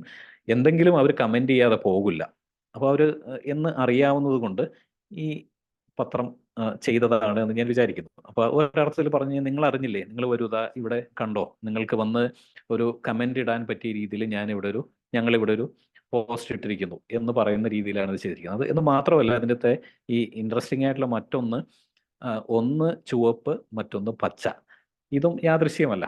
മുമ്പ് പറഞ്ഞ പോലെ കേരളത്തിന്റെ ഒരു സാമൂഹിക സാഹചര്യത്തിൽ ഏറ്റവും അധികം ഈ പ്രൊവോക്കേറ്റീവ് ആയിട്ടുള്ള രണ്ട് രാഷ്ട്രീയ അല്ലെങ്കിൽ സാമുദായിക ഈ സംവർഗങ്ങളാണ് ചുവപ്പും പച്ചയും. അപ്പോൾ അതിന്റെ അവരുദ്ദേശിച്ചത് നടന്നു എന്നുള്ളത് അതിന് താഴെ വന്നിട്ടുള്ള കമന്റുകൾ നോക്കിക്കഴിഞ്ഞാൽ അറിയാം. ഇത് പറഞ്ഞുകൊണ്ടാണ് വീണ്ടും അടുത്ത ഇവരെ മോശമായിട്ടുള്ള വാക്കുകൾ ഉപയോഗിച്ച് അധിക്ഷേപിക്കുന്നത്. അപ്പൊ ഈ തരത്തില് ഈ ഞാൻ പറയുന്നത് ഒരു പോളറൈസേഷന് പറ്റുന്ന രീതിയിൽ മീഡിയ വർക്ക് ചെയ്യുന്നു. എന്തുകൊണ്ടാണ്? മീഡിയയ്ക്ക് അതിൻ്റെ അകത്ത് റീച്ച് കൂടും, മീഡിയയ്ക്ക് സ്വാഭാവികമായിട്ട് പണം ലഭിക്കും.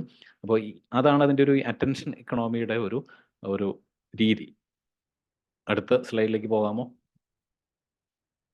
നിങ്ങൾക്ക് എല്ലാവർക്കും അറിയാവുന്ന മറ്റൊരു കോൺട്രവേഴ്സിയാണ് ഈ മമ്മൂട്ടി പുഴു കോൺട്രവേഴ്സി എന്ന് പറയുന്നത്. ഈ മട്ടാഞ്ചേരി മാഫിയ എന്ന് ഞാൻ പറഞ്ഞ ആ തരത്തിലുള്ള ഒരു ടേമിന്റെ പശ്ചാത്തലത്തിലാണ് യഥാർത്ഥത്തിൽ കേരളത്തിൽ ഇതും കൂടി ഉണ്ടായത്. ഒരു മാസത്തിന് മുമ്പ് ഉണ്ടായ അത് ഈ മറുനാടൻ മലയാളി എന്ന് പറയുന്ന ഇത്തരത്തിലൊരു ഈ ഓൺലൈൻ മാധ്യമങ്ങളുടെ കാര്യത്തിൽ ഒരു ക്ലാസിക് കേസ് ആയിട്ടുള്ള ഒരു പ്രത്യേകതരം ബിസിനസ് മോഡലാണ്. പക്ഷേ എനിക്ക് തോന്നുന്നു ഈ മോഡലിൽ ഏറ്റവും അധികം വിജയിച്ചിട്ടുള്ള ബിസിനസ് മോഡൽ എന്ന് പറയുന്നത് മറുനാടൻ മലയാളിയാണ്. അവർക്ക് ഈ വ്യൂവർഷിപ്പ്, അതേപോലെ അത്തരത്തിലുള്ള സംഗതികൾ മാത്രം വെച്ചിട്ട്, യൂട്യൂബ് വരുമാനം, അതെല്ലാം വെച്ചിട്ട് മാത്രം ഒരു വലിയ തരത്തിലുള്ള ഒരു ബിസിനസ് കൊണ്ടുപോകാൻ പറ്റുന്ന ഒരു മാതൃകയായിട്ട് വിജയിച്ച ഒന്നാണ്. അപ്പോൾ ആ രീതിയിൽ